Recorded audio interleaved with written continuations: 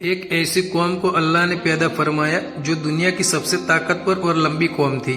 یہ قوم اتنی طاقتور تھی کہ اس قوم کو اللہ کے سوا اس قوم کا کوئی سامنا نہیں کر سکتا تھا، اور اس قوم کو دنیا کی سپر پاور قوم کہا جاتا تھا۔ دوستو، یہ قوم کہاں آباد تھی اور ان کے قد کتنے لمبے تھے؟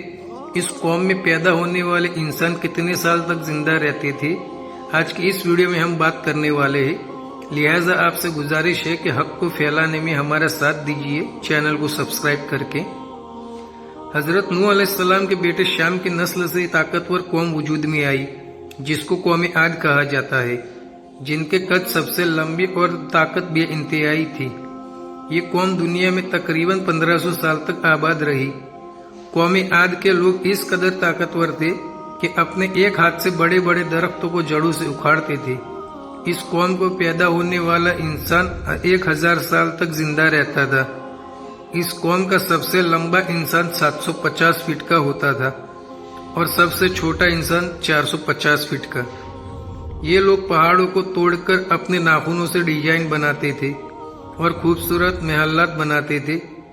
دوستو، اس قوم کو اللہ نے ہر طرح کی نعمتوں سے نوازا تھا، لیکن کسی کو حد سے زیادہ دیتا ہے تو اللہ کی نافرمانیاں کرنے لگتا ہے۔ قوم عاد کے ساتھ بھی یہی ہوا۔ قوم عاد کو اللہ نے ہر طرف کی نعمتوں سے نوازا تھا، لیکن بتوں کو پوجنا اور ہر طرح کی برائیوں سے مبتلا اندر ہونے لگے۔ اس طرح یہ قوم حد سے زیادہ اللہ کی نافرمانیاں کرنے لگی تو اللہ نے اپنے پیارے نبی ہود علیہ السلام کو ان کی طرف ہدایت کے لیے بھیجا تاکہ اس بھٹکی ہوئی قوم کی ہدایت پر لا سکے۔ لیکن قوم عاد کو اپنی طاقت اور جو اللہ نے نعمت دی تھی اس میں اندھے ہو گئے تھے۔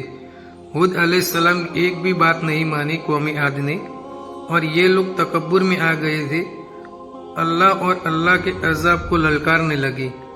یہ لوگ ہود علیہ السلام کو کہنے لگے، ہم سے زیادہ اگر کوئی طاقتور ہے تو اس کو ہمارے مقابلے میں لے آؤ۔ پھر اللہ نے اپنے پیارے نبی ہود علیہ السلام پر وحی نازل فرمائی کہ اپنی قوم کو لے کر اس بستی سے نکل جائے کہ یہاں اللہ نافرمان لوگوں پر عذاب ڈالنے والا ہے۔ ہود علیہ السلام نکلنے کے بعد اللہ نے جو عذاب بھیجا وہ بہت خطرناک تھا۔ 7 راتوں اور 8 دن تک مسلسل جاری رہا یہ طوفان۔